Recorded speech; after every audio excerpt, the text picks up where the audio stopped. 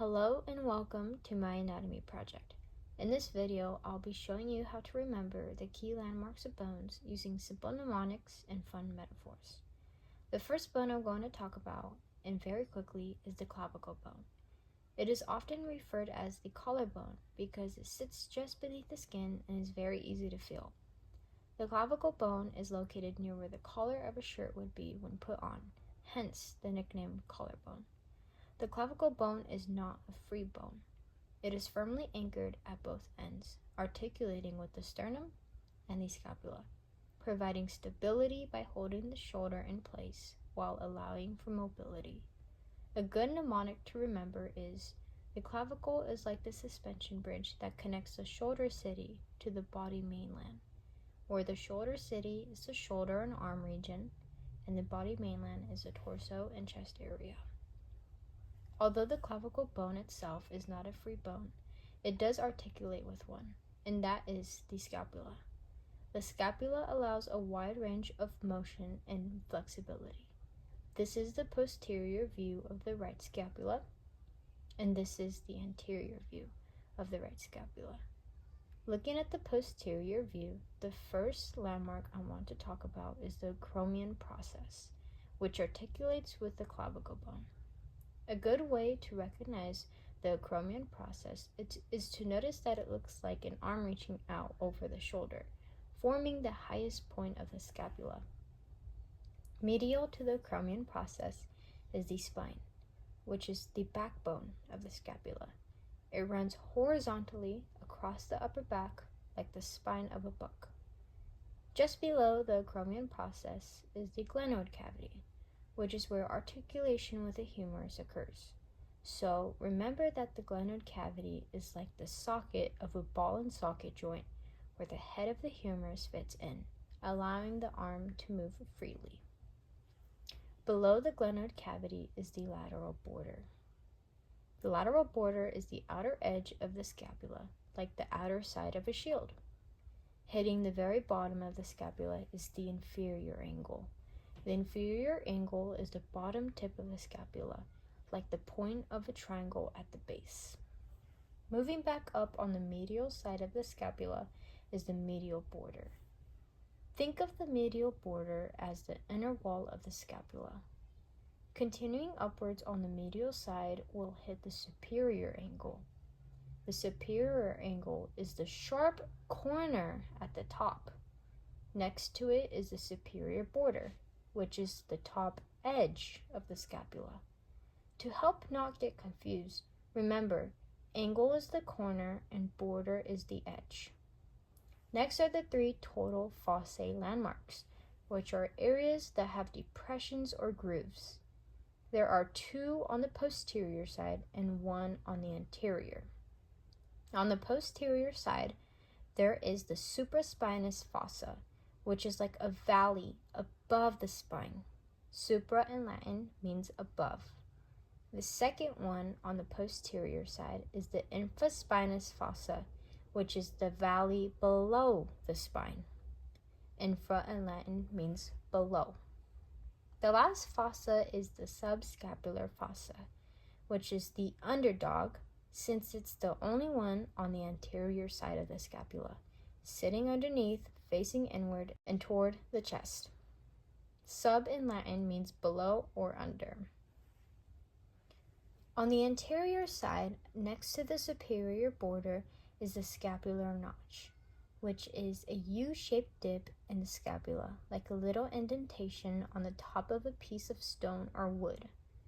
Anterior to the acromion process is the coracoid process. The coracoid process sticks out like a bird's beak from the front of the scapula, similar to how a crow's beak points out. So a good mnemonic would be, the coracoid is the crow's beak that points forward. You must be wondering, how do I know if it's left or right? Well, there are a few ways to differentiate. One thing to keep in mind is that the glenoid cavity will always face outward and laterally to connect with the head of the humerus. How do you know if it's posterior or anterior? Well, pay attention to the spine of the scapula. If you see it, you're looking at the posterior side. If you don't, then you are looking at the anterior side. Now let's move on to the humerus bone. This is the posterior view of the right humerus, and this is the anterior view of the right humerus. Starting off with the head, it is like a crown of the humerus sitting at the top where it articulates to the glenoid cavity of the scapula. The head of the humerus will always be medial, pointing inwards. Just below the head of the humerus is the anatomical neck, where the bones begin to change direction.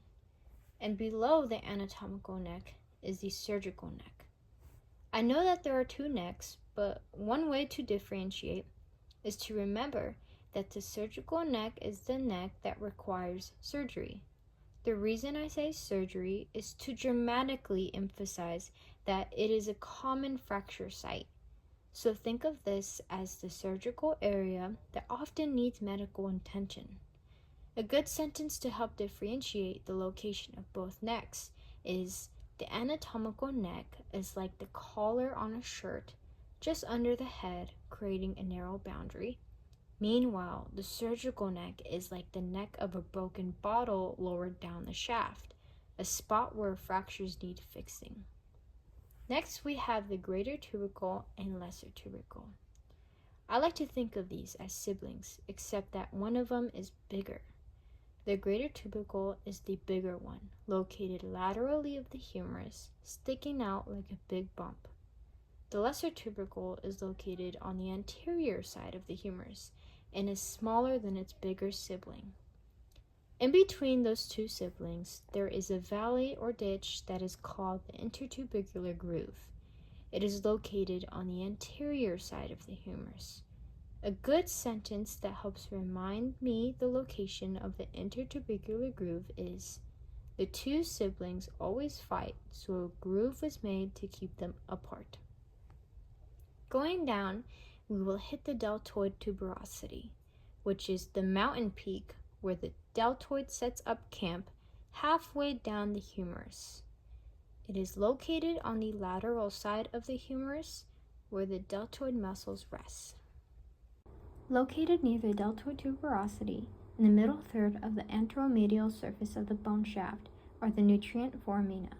Remember, foramen means an opening or hole. They are hard to see because they are so small. Imagine the nutrient foramina as tiny doors on a building. Just like how doors allow people to enter, the nutrient foramina allow essential nutrients to enter the bone. Going down further, looking at the posterior view, we will reach the olecranon fossa. The olecranon fossa is the deep valley at the back of the humerus where the olecranon process of the ulna hooks onto. When the elbow is extended, the olecranon process fits perfectly into the olecranon fossa of the humerus, much like a hook locking into place. On the sides of the olecranon fossa, we have the lateral epicondyle and the medial epicondyle. The lateral epicondyle is like a castle tower located on the lateral side of the humerus, guarding the elbow joint, whereas the medial epicondyle is the inner fortress, protecting the inner elbow. Lateral epicondyle is on the lateral side of the humerus, and medial epicondyle is on the medial side of the humerus. Just below the olecranon fossa is the trochlea. The trochlea is like a pulley system, guiding the ulna as the elbow bends, like a smooth conveyor belt.